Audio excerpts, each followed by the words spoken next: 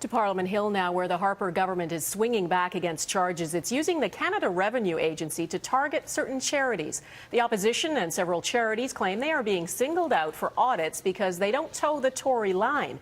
The minister in charge calls those allegations baseless and reprehensible, but as Vassy Kapelos reports, the accusations keep piling up.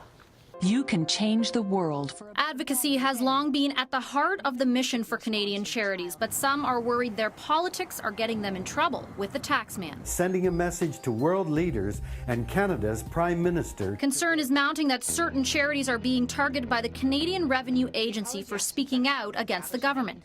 Since 2012, 50 charities have been audited, including environmental and foreign aid groups, a dozen of which are joining forces to challenge the CRA. You hear about this chill factor. Canada Without Poverty is one of the groups being targeted. It doesn't know why, but the nearly 3-year-long audit has taken its toll. What it means is organizations like ours are finding it difficult to speak out, afraid to do interviews like this very one, for fear of seeming too political, and then our charitable status will be yanked. The NDP wants the Finance Committee to investigate the issue. The Conservatives put $12 or $13 million to go after those charities that are involved in what could be political activities, no doubt instigated by friends of the Conservatives. With $14 billion a year in donations to Canadian charities, the government says the audits are all about accountability.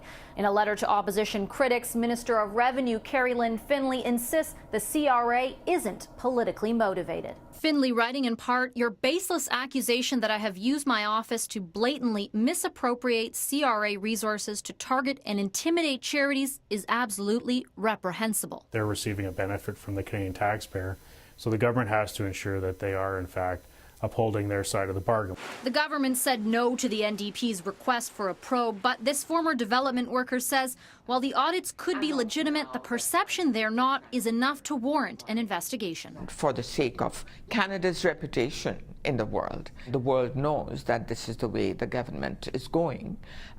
It's not very good for Canada. So far, though, Ottawa refuses to budge. 8 more audits are slated to start before 2016. Vassy Kapelos, Global News, Ottawa.